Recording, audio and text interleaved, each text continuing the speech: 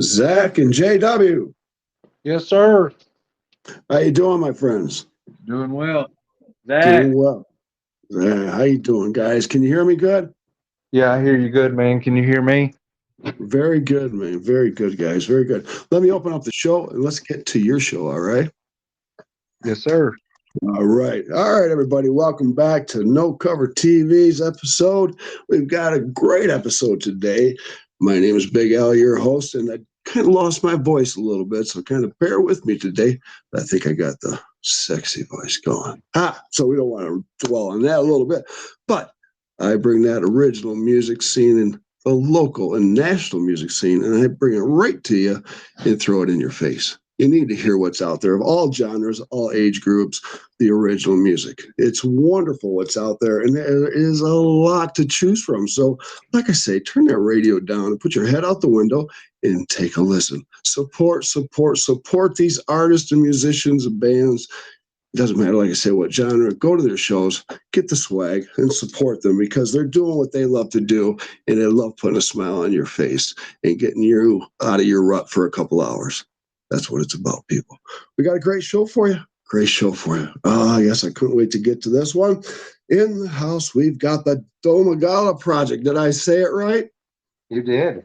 The I did. Domogalla project, yeah. The Domogalla project. All right. I got Zach in the house, right? You do. And I got JW.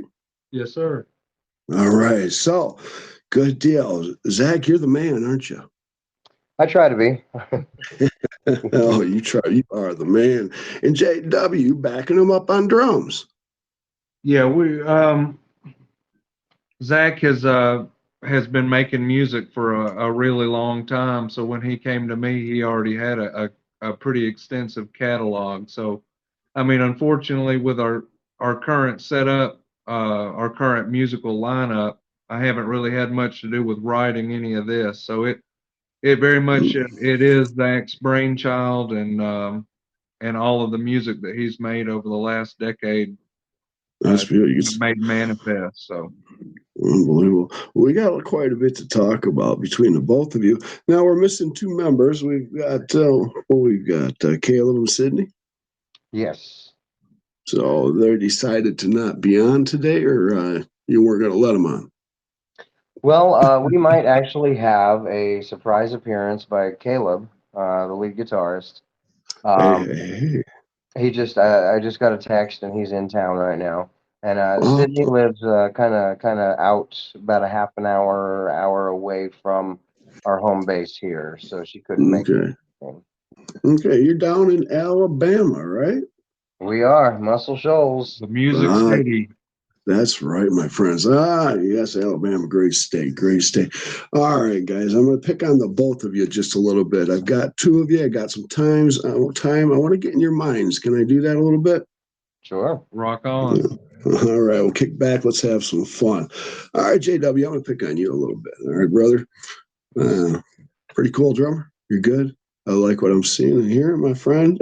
Let's go back in time. Let's get on that time capsule. Let's go back to when you were 15 years old. What is JW listening to, and when did you pick up the sticks? 15 years old. I'm probably listening to Stained, Yeah. Seether, Mhm. Saliva, Three Doors Down, 3 Days Grace, uh, everything considered like dad rock today. All that's like classic rock now. Right. Um, Exactly. I was I had played drums in my high school band for must have been 7 or 8 years, but we're just talking like the bass drum. You know, I carried the big bass drum, I Oh, carried the snare drum, I carried pretty the cool. quads. Yeah, so I Nice. mean, like it's in some form or another, I carried a drum set on the football field, just in different pieces. And uh, Okay. it wasn't until after I graduated high school that I watched my first like live concert, and it was all local bands. You know, a lot of them I knew. Oh, Um, okay. but I had a good friend who was the drummer for one of those local bands, and he's just so good. He blew my fucking mind, man. And I watched him play those drums, and I said, I want to be doing that. And it was Yeah. in a few weeks later, I'd scraped up a few $100s from my part-time job at Jack's Family Okay. Restaurants, and just went out and bought a secondhand drum set, and the rest had been history. That was 17 years ago. 17 years ago. All right. So you got the sticks in your hand, you jamming on the drums. What was your first band? We were a pop country band called Avery, Avery and Pop Country. I had been playing the drums for like a year and a half. So I mean, like, Okay. some people may be really good at a year and a half, but at a year and a half, I was not very good at all. And looking back, there's not a lot of material that exists, except we did take some promotional pictures, which are super cringy. But Okay. I didn't start playing with a metronome until like year 4 or 5.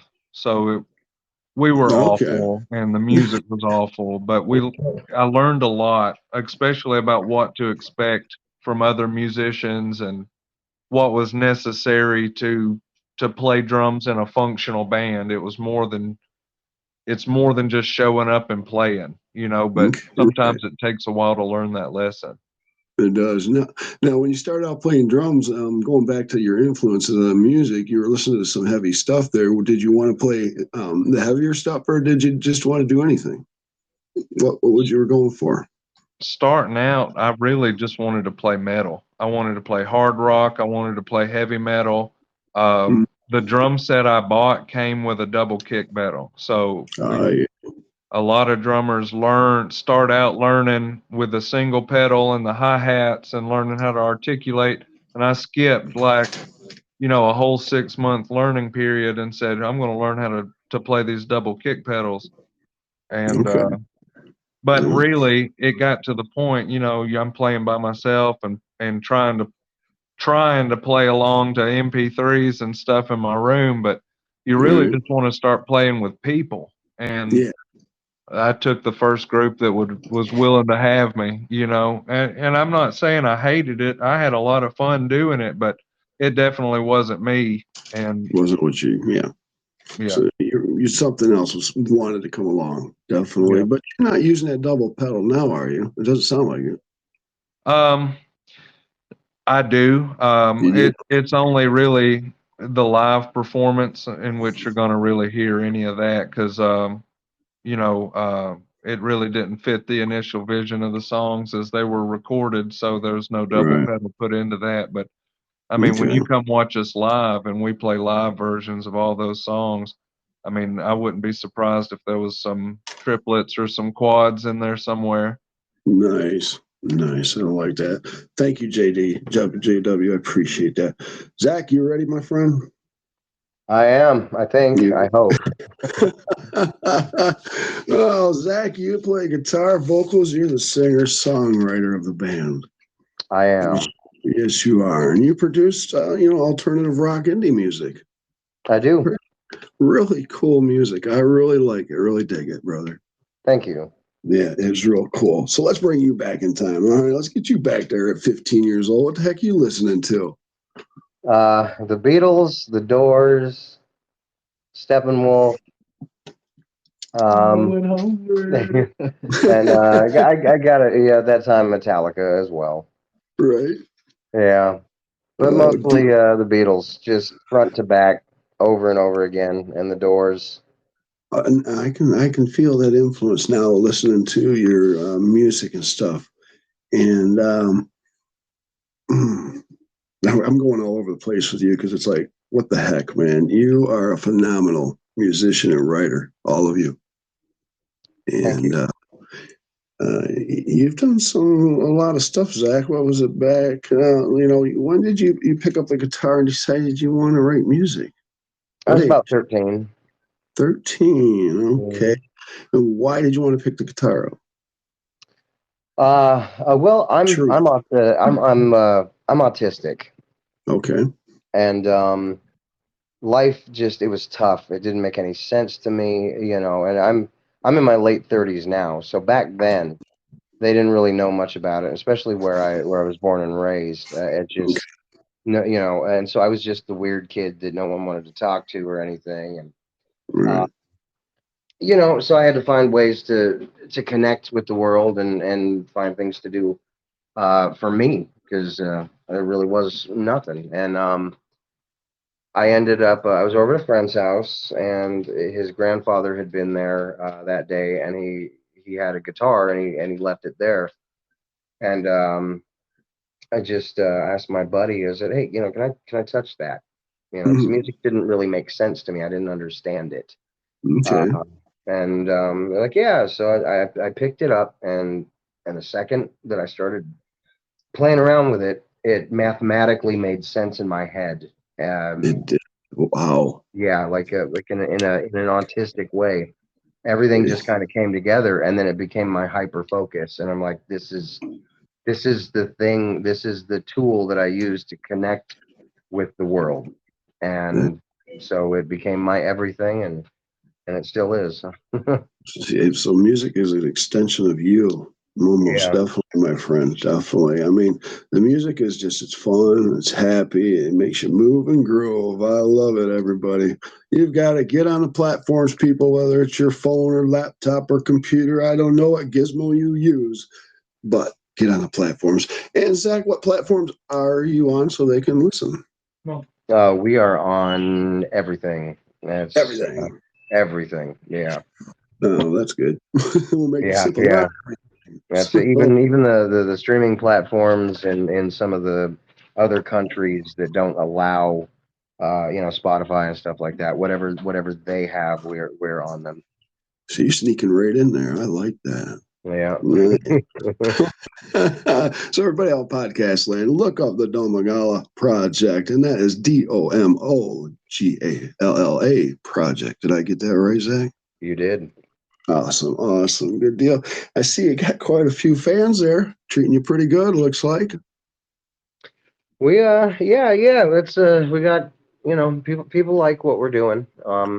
It makes us feel good, makes us appreciate, you know, Yeah, the people, and you know, the most people who definitely. come out to our shows, and the people that, you know, give us comments and give us likes on our socials and stuff. It's you know, we appreciate the fact that they're willing to take the time to listen, and then take the further time to even let us know that they're listening and that they enjoy what we're doing. And I really Great. need that dopamine, man. You know, like every like is just a little drip Yeah. You gotta into the dopamine give tank. it to And me. come on, people, I really need this. Hook me up. Hook a brother up. That's right. Now, I want to hit with you, Zach, that I'm not leaving you out, JW, but you started your solo career in about 2010, Yeah. a little while ago. Okay. Yeah, I was in a prog rock band, and then I got sought out by a producer who was the producer for Casey and the Sunshine Band. He was Very nice. also their songwriter and their bass player, and he had uh, he had heard something in my solo music that he wanted to work with, and wanted me to kind of switch focus into the solo thing. Oh, And okay. yeah, I felt like it was a good move, so he flew me out, and I cut the first solo record, and Mm. it's just been you know, that Zach Domogalla brand ever since. When was that first record done? It was recorded in 2008, 2009, Okay. and then shortly after, I ended up getting signed by a different record label. Um, and that record label was actually a subsidiary of a large label, and was owned by the band Marcy Playground. Mm-hmm. Um, you know, and they're a huge hit in the '90s with Sex and Candy. Oh, And so what they did is they re-released it. So it ended up coming out in 2010 again. really? Um, yeah, yeah, under their label. Under And their then label. I Okay. spent a long time, you know, I toured the nation with Marcy Playground and a few other people. And Yeah, I see you played with amazing artists out there, some really good artists. Yeah, yeah, it was a lot of fun. A lot of fun. So now, okay, we're today now. Um, Are you on a contract right now? No. I ended up being with a partnering label, and anyone who wants to do their research can go look this up. I'm not going to say any names because I'm just going to be Sure. the bigger person. But Okay. everybody in the Marcy Playground camp, they're amazing. We're still friends. We talk. We're But there was another label involved that had some control. They had Mm-mm. nothing to do with, and that label, I did not like the way that they did business. Mm-mm. And so I spent my time with those labels watching and learning quietly. And when There I you felt go. that it was time, I walked away. And I walked away with my master rights. I walked away owning everything, which I had strategically planned out. And then I started my own record label, which I know it sounds weird, but the reason I started my own is because I'm very anti record label. That's what I want to hear. And so, aside from us being a band, we also operate our own record label, our own merch division, and we help develop artists. We don't do contracts. We Nice, do not take brother. anything from our artists. I actually teach them as I produce them in the studio. I teach them everything they need to know from production, recording, to protecting their music, signing up with a PRO like BMI and ASCAP, how to Right. claim their royalties. So when all is said and Yes. done, then they can go off and do everything on their own without needing the help from a label. So they don't have to It, go through the same experience that we did, that I had, that so many other artists have gone through by a dirty it, record label. it, it can be very dirty in this business, and I ran across those labels and the contracts that I used to go over and stuff for artists, and I had to put my foot up a few people's asses. Hmm. And it wasn't pretty. I mean, give me a break. And I'm glad you did what you did. You walked away and you did it strategically, and you got your music and everything. Yeah. Bravo, bravo. Good for you, Zach. I'm going off the handle a little bit, but what you were talking about is I just wrote a book, finished up. It's about every question in logistics that you go through from the beginning to the middle, all the way to where you're at. And it has contracts in it for people to look at. So, I like to look after the musicians out there. There's a lot of good people, but there's always that one out there. Yeah, there are. I'm still pulling the knives out of my back. Hmm. Jeez, oh peeps. So good. So I like that. I like to ask the artist if you want to go in, if you're going to do independent or go with a label. We got the answer. You're Yeah. your own label. And I like that. Very nice. Very nice, Zach. Very nice. Have you had any labels trying to approach you and you brushed them off? Yeah, there's been a couple. And it just the people that we have been approached by, they don't really seem to have, they can't really offer us much more than we already do for ourselves. And You're right. you Right. know, they and they don't really bring much to the table. So Yeah. A lot of my artists that are doing very well, you put the work in and the time, you can do it right, and you don't need that label. You don't. No. no, you don't. You don't. Mm-mm. It's all Uh, at your fingertips. You just got to learn it and you got to do it and implement it. yeah, I will say though, it is incredibly time consuming, and there's a lot of trial and error. But if you're willing to go through that, it's well worth it in the end. It is in the end well worth it. It is. Okay. So now let's talk. How many CDs have you produced or have out? Okay, let's see here. There were two albums with my original band called Ode to Nothing. That was the prog rock Okay. band that I fronted before I went solo. All Uh, right. when going solo, there is the first album that was released in about around 2010 that is a self-titled. And then I didn't release anything for a very long time. I had some very tragic things happen in my personal life that kept me from releasing things for many years. Sorry to And hear, brother. then thank you, I appreciate that. It was a lot of medical issues that I had to deal with, and I'm better now. But Good. I'm glad to hear. and then I did a release of a bunch of singles. I didn't want to do an album. I wanted to do a concept kind of Mm, thing. okay. So I created a bunch of songs that I released as singles, and each single has a name, but they're all under the umbrella of something that I call everything in nothingness. Everything in nothingness. Nice. I like Yeah, that. and that was the idea that I had right after. I was basically in the hospital for about 4 years, like in Oh, the hospital. Jesus. About 30 surgeries it took to save my life, and Well, I'm when I glad it was was released saved. from, I'm sorry. I said, I'm glad your life was saved, brother. You're a beautiful, talented artist. Oh, thank you. That's I hadn't touched a guitar or anything in about 5 years. I Okay. had gotten sick, and then a year later, I ended up really in the hospital, and I released the album Cheerophobia, which I felt was appropriate. Cheerophobia being the phobia, the fear of happiness, Okay. Yeah. because of everything that I went through. You Yeah. I became terrified to get any good news because it would just come crashing down around me. And Right. so there's cheerophobia, and then there's those string of songs that are under the umbrella of everything and nothingness. Everything. Mm. Boy. And Incredible. And I said, you're a phenomenal artist, unbelievable, and everybody out there in podcast land. I hope you're on your platforms looking this up here because I want to talk about some songs real quick here. I don't want to wait to the end here. I want to get okay, right to the some songs here. Checking them out. My goodness, few of them stood out to me. I want to hit "Be Crazy" before I met you. Uh, okay, Tell me about okay. that song. Tell me about that. What was that about?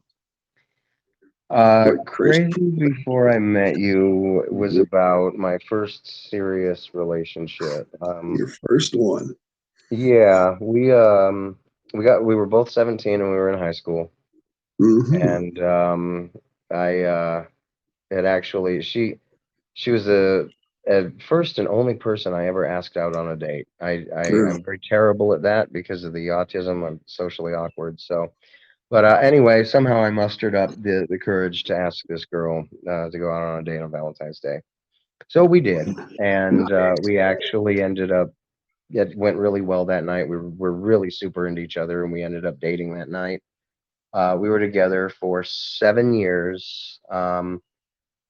And like I said, we got together when we were 17. And when we were 18, we moved in together. And by the time we were 24, we had a three-bedroom home together. We had a life together. We were fiancéed.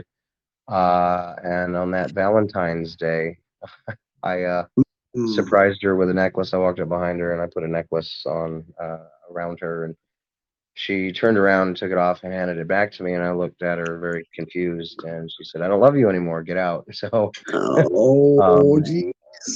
yeah, so we got together on Valentine's Day. 7 years later, on Valentine's Day, it all came to an end. And what had happened is, she thought it was cute that I wanted to be, and I'm using the air quotes here, to be a rock star. She thought it was cute in Oh, school, so she was very supportive. But by the time I was 20, I was out there on the road and I was doing things. 21, I was, cutting records in big studios. By the time right. right there at 24, I was already out on the road with Marcy Playground, and she it was not the lifestyle for her, and No. she didn't want to go on the road with me, and unfortunately, she ended up cheating out of loneliness. Which Mm. I know it's very lonely and it's very hard on a significant other when their partner's gone all the time. So I don't really blame her. I wish she would have chose to just end it and then go about her Go business instead of right, go go about all her her business life. Yeah, first. yeah. There's But no excuse for you know, I do understand it. And so the whole idea of I'm crazy, I'm autistic, I'm a musician. I was that way before I met you. that. Right. And you should have known that. You need to accept That's me what for that the song's way I about. am. That's right. You accept Yeah, me for the way I am. yeah. Yes. So, extension cord, what's up with that song? I liking that too. Mm. Well, I can tell you this. The songs that I write are all from personal experience, I feel that. and you know the lyrics behind that song, Hmm. personal experience. There's a lot of that in my music. I feel it. I feel it when I play it. I feel it when I see it. I Yeah, love it. I So, knew the person, mm, and that's the way they. The best music comes from, things that you've experienced and Yeah, yeah, life particularly like, experiences. you know, bonding, through shared experiences and things like that. Yeah. yeah, Extension cord's super deep. And I mean, it's like not many people have experienced that specifically, what Zach went through, but it is also the kind of song where you can make you can make of it, different meanings based on different things you've experienced Right. too. So I think it hits everybody. yeah, Yeah. yeah. For the family and the people and the friends involved, that's all I can really say about that. Is it's a true story. We'll leave it at that, Zach. We'll leave it at that. I want to jump to one more song, and this one just set me back. I love it, and that's Roses. Mm. Awesome. I love the video. That was great. The anime. Um, very beautiful song. Yes, indeed. That So, song. Um, I was in love with a woman that she was actually with my best friend at the time, mhm. and I was madly in love with her, and there was really nothing that I could do about that, you know. And I tried to ignore my feelings. I tried to, and I couldn't. And so I wrote a song about, and I talk about there's roses on the headstone where I Yep. weep, and I pray that I will sink down for you to keep. It wasn't so much a physical passing as it was an emotional passing. That was like a Yes. funeral song for a feeling that I had about someone. Right. It was time for me to bury those feelings and let them go. You did it in a graceful way. Very Oh, nice. thank you. Yeah. Yeah. Now, your music's incredible. Your writing's incredible. Everybody that's backing you up in a band is all incredible. Uh, you got to be doing some incredible stuff here. Yeah. Are you playing out? We are, yeah, we are. We're playing out quite a bit, actually. Hmm. All right. Anything coming up that the people need to know? Well, anybody who would be in the Nashville area, Hey, November 2nd and 3rd, we are booked 2 nights at the Mockingbird Theater with all right. Nuke Bushner, who was on American Idol, Yeah. um, and Chad Nelson, and Mm, and what? well, Oh, yeah, and then Chad will be using. I'm sorry. That's my band is also sessions players for a couple other artists that we work with, so they're okay. pretty much playing the entire thing. Oh, all right. But yeah, and then Traditions Rising, and they were just nominated for a Josie Award. We were with them up in Nashville over Oh, the weekend. yes. Juicy. Um, yeah, so that'll be the second and third at the Mockingbird Theater. Okay. And, Good. The Mockingbird. Awesome. I have some great people down in Nashville. Oh, yes. Well, I'm glad you're where are going. you at, Al?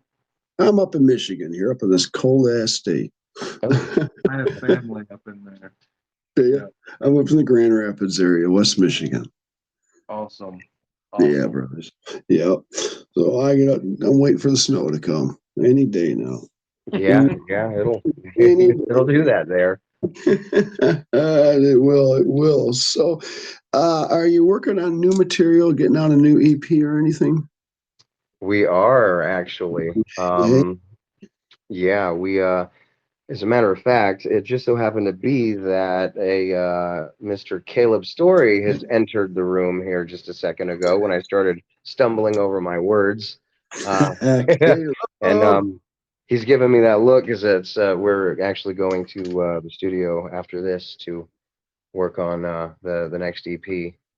Are you Yeah, we're hoping to have an EP released in about 5 or 6 days. in about 5 or 6 days? Yes. Oh yes, I want to hear this. Unbelievable. All right, let's give props to the studio. Who are we using? We are using the studio that the Domogalla project built. There you go. Give yourself some props, man. I love that. Now, in your studio, I'm going to ask you. I'm a little bit older, well, maybe a lot, but you're probably usually more 90 to 100% digital. You got any analog equipment in there? I do have a reel to reel. I love reel to reel. Oh, I started out on reel to reel. making me warm and fuzzy now. Yeah. My uncle, when I was like like 14. Oh, were we still going? Or did something? Okay. Yeah, when I was like 13 or 14, my uncle bought a house, and he went up in the attic and he found this old reel to reel, and he figured that it was something that I could use. So I brought Yeah, it to me, and that's what I started on. I started messing around with reel to reel. I that's did a lot of stuff like and I was unaware of this artist at the time. You know who Daniel Johnston is? not offhand. Okay, well, Daniel Johnston actually has passed, but he's a very outsider artist. But I found this out way later in my career. I didn't even know who he was at the time, but I would use when I first started recording, I would use two tape decks, and Oh, okay. I would double, I'd track back and forth. I'd play, I'd hit record on one little tape deck and record the guitar, and then play that recorded track to another, while playing live to that, while recording on another boombox, and keep going back and forth. And so I learned a lot about analog, and so yeah, every now and then I'll use it for saturation purposes and things like that. Very And nice.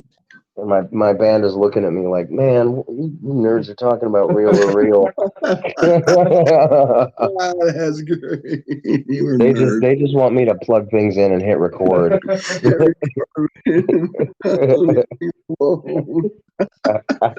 That's wonderful, man. Now I got some general questions that are pretty much for all of you and Zach and stuff. But is there a show that you guys have done, or Zach, you've done? Zach, you've done, and all of you as a group have done that stands out the most?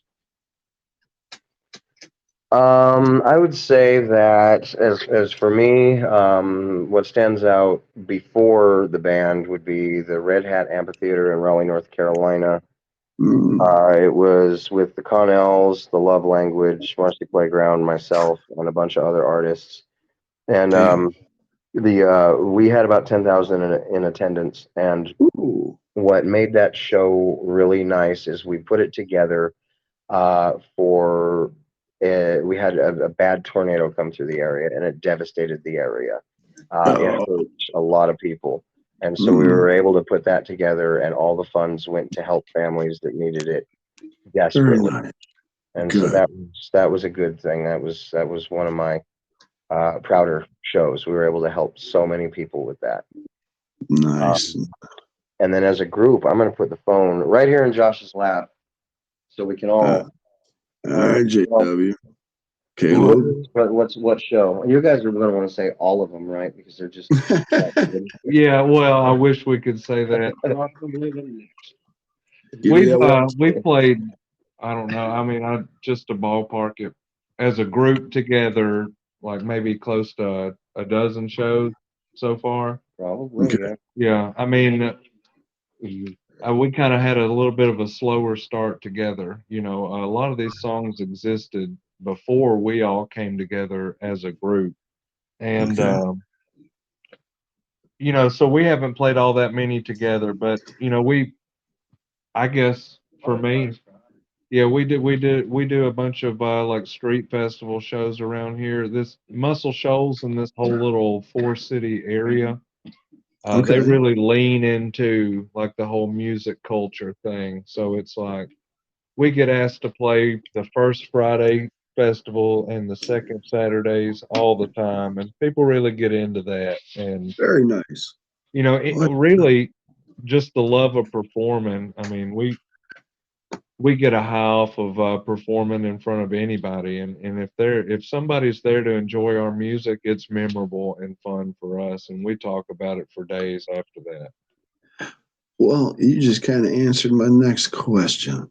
Because when you guys go on that stage, and that's all four of you, even Sydney's not there, when you get up there, you get your equipment on, you start jamming, you see everybody rocking out to your music. How's it make all your hearts feel?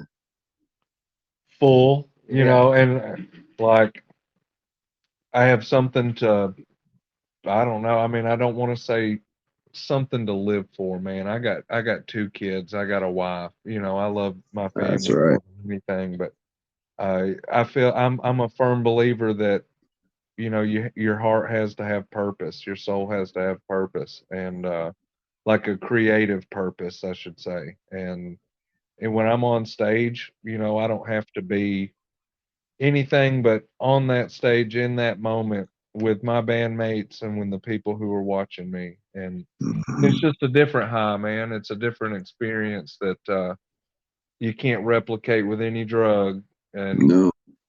I think Mm-mm. that to more or less to a degree, it's not the hope of future money. It's not the dream of being a rock star. It's the fulfillment, the fundamental fulfillment of a certain aspect of your soul, a facet of you that has to be expressed. I like how you put that. Very nice. Very nice. Okay, another question coming up. Around the world, anywhere in the world, what stage would you guys want to play on? Red Rocks Amphitheater, Right. Colorado. I love that place. That's great. Are we all in agreement on that? I think we are. Yeah, Caleb showed me this really badass concert by Greta Van Fleet, Oh, that's and great. I believe. that that venue is just stellar, and I just can't imagine a more idyllic place to play. It like seats like 10,000. Yeah. It'd be incredible just to play to that backdrop and have 10,000 people screaming back at you. That's Yeah. a dream come true. The acoustics are great. It's a beautiful place. I really hope you get there, and I don't see why you can't. I don't see why you can't. Not at all. Now, for all of you here on this question here, anybody out there, who would you want to jump on that stage with and perform with, open up for, jam with? Who would that person or group be? I think we should let Caleb start this one. Uh, Probably them, man. Probably that band. Greta? Yeah. Greta? Mm-hmm. That's still playing now, you know. Back in If he time. could, he'd go back in time and we'd open up for Skinner or something like that. Tom Petty. Don't you Uh, start we, Freebird.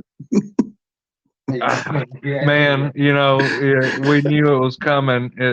We're believers that everybody's got a price for most things, and we do not play Freebird. Like, just let it be known that's a fact. But we can, in fact, be bought, as most other people can. So, the other day we had this little show at a restaurant. The acoustics were awful. Nobody knew we were going to be there, so all the people who were there to eat were really pissed off that they had a really loud rock band blasting in their face. You're right. But at the end of the night, the people who really dug it, they stuck around and they dug it. And, Nice. 2 or 3 20s into the tip jar later, we're asking, yeah, we're asking, what can we play for you? And they're like, Freebird. And we're like, God damn it. No, I gotta pack up, Caleb's yo. like, hell yeah. And then everyone else is like, shit. But I mean, I don't mind to play it. The thing is that the song, even if you're playing the watered down version of the song, it's 6 minutes. And once you get into like the bridge of Freebird and the song really picks up, that song is tiring as hell, man. And you play it for 6.5 minutes, and then I'm wiped out. So it has to be at the end of the night and has to be by special request. I'm not volunteering to put myself through that. Right. Oh, you guys, that's great. Oh man. Now, are we guys looking to do maybe any more touring, getting out more? We want to so bad. There's a lot that's going into this too. I mean, we've got some prospects in mind. I think Zach wants to talk about. Yeah, we Talk to do. me. We do plan on. We are planning on a tour. We're working with a promoter and a manager, Nice. and we are looking at going on tour with Sam Lowe, Wade Jennings, and a few other artists Beautiful. um, who have all kind of joined forces on this. As for dates, we know that we want to start. We've talked about starting the tour next year in March to August. March to August. And the promoter, we're looking at doing 30 to 40 cities. As of right now, that's all the details that we have, but we Okay. will be posting on all of our socials as we know more. Good deal. I will keep my eye on that schedule. I hope Michigan is involved because I want to come and see you. Most definitely. Oh, that's beautiful. That is beautiful, guys. Well, we're at 41 minutes, my friends. We got a little bit more to talk about here. So I want to go back to the song Roses for a second. That one really hit me. And I think that song needs to be pushed out a little farther. But you I might be agree. one. I think that should be even going to some producers out in Hollywood for movie scores. What do you think of that, Zach, at all? I've talked to several people in sync, and I'm currently looking for a sync agent to represent our catalog. 'Cause I've had some movie placements in the past, Mm-hmm. but I haven't really found a sync agent uh, that I feel would dedicate. Sync is hard these days because it's all Mm-hmm. based on a library and a catalog that has so many artists in it. But Yeah. yeah, to make a long-winded thing short, yes, sync is something that we are interested in very much so, and is something that we really try to pursue. Stay on that song and push it hard, please. Please. And I wish I could get a CD of that because I'd put it on a radio station up here. I can Ooh, send you one. all Yeah, right. Al, we'll send you one. We'll send you a couple of things.